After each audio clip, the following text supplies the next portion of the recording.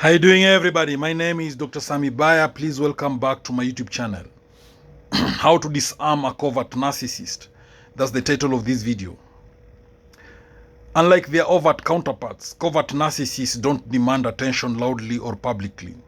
Instead, they manipulate subtly, often through guilt, passive aggression, and victimhood. Understanding this helps you recognize the dynamic before it erodes your self-esteem. Covert narcissists often appear shy, empathetic, or sensitive. However, over time, they reveal a pattern of emotional manipulation, excessive need for validation, chronic envy, and a tendency to play the victim when confronted. Covert narcissists use subtle provocations, sarcasm, guilt trips, or false concerns to lure you into emotional reactions. One of the best ways to disarm them is by refusing to react emotionally. Stay calm and detached. A covert narcissist thrives on emotional control.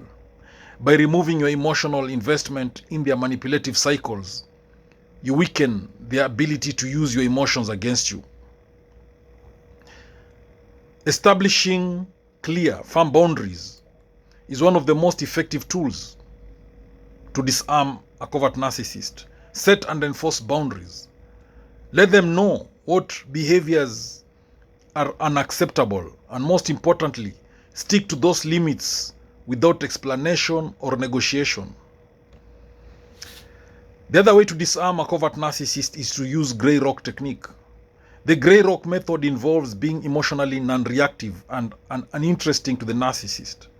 Limit personal disclosures, avoid emotional responses, and keep conversations bland. This reduces their incentive to manipulate you. To disarm a covert narcissist, don't try to fix them. Covert narcissists often elicit pity or portray themselves as broken to manipulate empathy. Don't fall into the trap of becoming their emotional caretaker. They don't want to be fixed. They want control. So avoid justifying, arguing, defending, and explaining yourself to the covert narcissist. Avoid JADE, that is justify, argue, defend, explain. When you start justifying your boundaries or decisions, you give them material to twist. Keep responses short and factual, and avoid over-explaining yourself. To disarm a covert narcissist, stay focused on facts, not emotions. Covert narcissists manipulate through emotional confusion. So stay grounded by focusing on facts and observable behavior rather than their narrative or your feelings. To disarm a covert narcissist, limit personal exposure. Whenever possible, reduce the time and depth of your interactions. The more personal data they have, the more ammunition they possess. Keep your personal life guarded. Use strategic silence. Sometimes silence is more powerful than any comeback. If they try to manipulate or guilt trip you, respond with silence. It gives you power and denies them the emotional energy they crave. To disarm a covert narcissist, mirror their words when confronting them. If confrontation is necessary, use their own words to hold them accountable.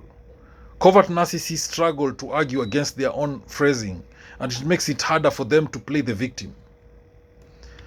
Stop apologizing unnecessarily.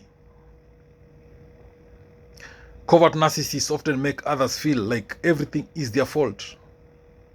So refrain from apologizing unless you truly did something wrong. Constant apologies reinforce their control over your guilt.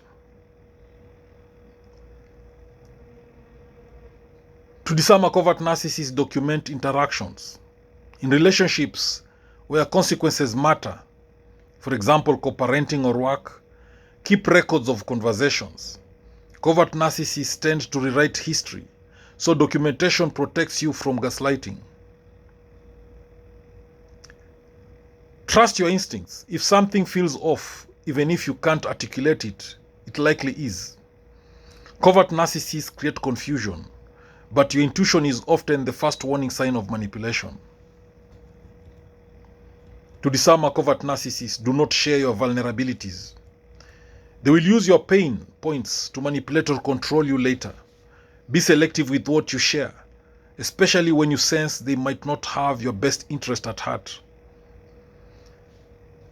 To disarm a covert narcissist, maintain your independence. Covert narcissists want emotional dependency. Cultivate your own interests, goals, and relationships so that they cannot isolate or dominate your world. To disarm a covert narcissist, avoid isolated confrontation. When you do need to confront them, try not to do it privately unless you're confident in your emotional control. Covert narcissists manipulate most effectively in one-on-one situations. To disarm a covert narcissist, watch out for triangulation. They may bring others into conflicts to manipulate opinions or isolate you. Stay clear of these setups and calmly address any misinformation with truth, not emotion. Don't rely on their validation. They withhold affection and praise to control. So build your self-esteem so that their approval or criticism holds no power over your sense of worth. To disarm a covert narcissist, educate yourself on narcissistic abuse. Knowledge is power. The more you understand about narcissistic tactics, gaslighting, love bombing, devaluation, the better equipped you are to defend against them. To disarm a covert narcissist, have an exit plan.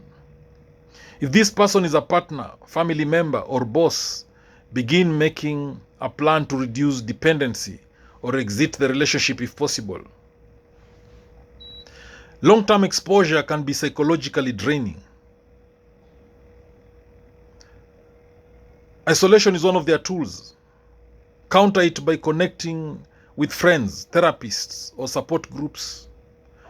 Talking with others helps clarify what's real and breaks their psychological hold. To disarm a covert narcissist, maintain your moral compass. They may distort your values to justify their actions or confuse you. They may confuse you into thinking that you're the problem. So stay rooted in your own sense of right and wrong. To disarm a covert narcissist, use clear, direct language. Ambiguity allows room for manipulation. So be concise, be clear, and assertive when expressing your needs or boundaries. When dealing with a covert narcissist, don't try to win arguments. Arguing with a covert narcissist often becomes a trap. They'll shift blame, they'll cry victim, they'll twist your words. It is more effective to state your stance and disengage.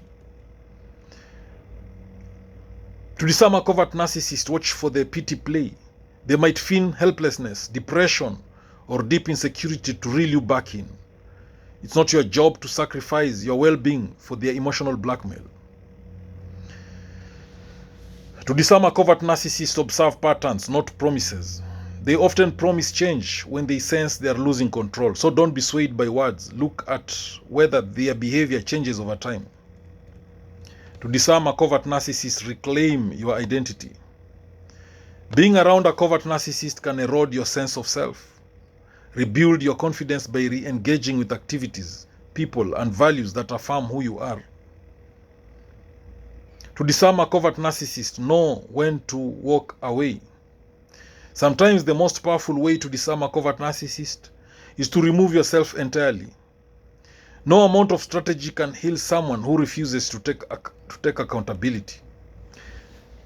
Thank you for watching this video. I hope you've learned a thing or two. Please subscribe to my YouTube channel if you've not done so. Thank you.